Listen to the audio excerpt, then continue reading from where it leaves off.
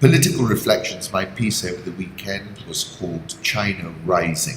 China's parabolic rise has been simply breathtaking. Millions of Chinese have been lifted out of poverty, and China continues to expand at a pace that other big economies can only dream about.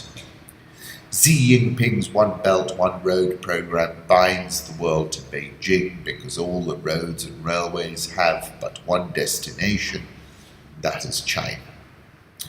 Washington has metasized into an epicenter of risk, Donald Trump refers, and talk of a unipolar US-dominated world have largely evaporated. President Putin refused to be rolled over by a Victorian Newland-inspired colour revolution in the Ukraine and drew a line in the sand, and one of the collateral consequences of that was to send President Putin into the ready embrace of Xi Jinping.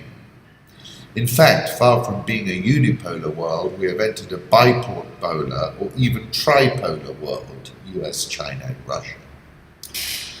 Apart from a few half-hearted and timid FONOPs, freedom of navigation operations, China has established control over the South China Sea.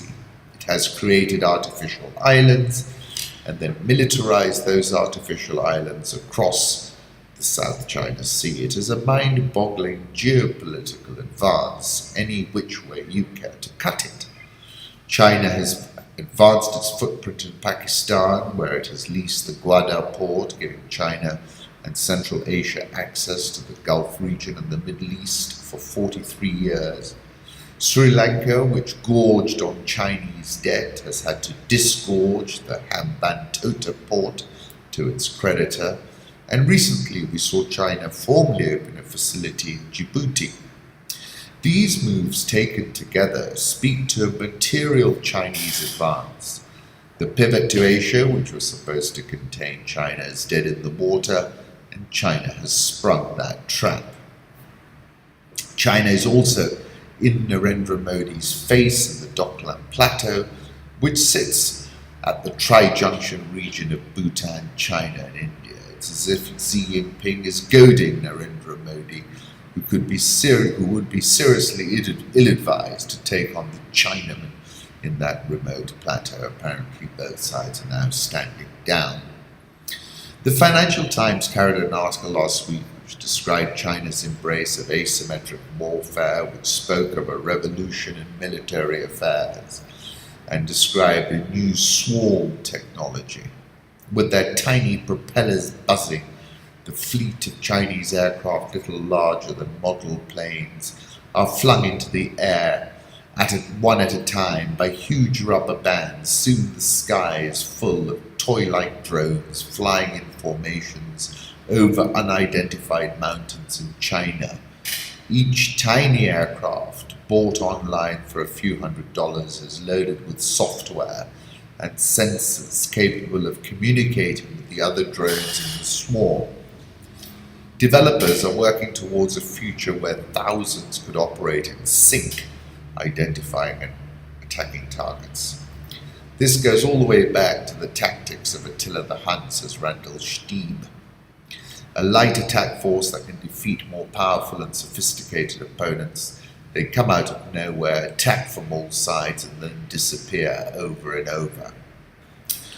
Once upon a time, the Chinese built the Great Wall of China to keep the barbarians out, and President Trump and other wannabe wall builders seem to have entered a wormhole and are now following that ancient Chinese script, which China itself long ago jettisoned.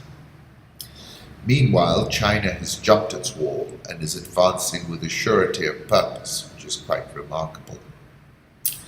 I'll put up a photograph of the US conducting a FONOP operation in the South China Sea. Another photograph of President Xi Jinping inspecting troops of the People's Liberation Army during a parade. An example and a link to an article in the Mail Online, how Beijing has fully militarized the South China Sea islands. And then another photograph of the China People's Liberation Army Naval Patrol near a sign in the Spratly Islands. President Duterte has already said, why should I defend a sandbar and kill Filipinos because of a sandbar? So, plenty of this to confirm that advance. And even with the two sides standing down in the plateau, I still think the warning has been sent to Narendra Modi. I'll also put up a photograph of the Great Wall of China.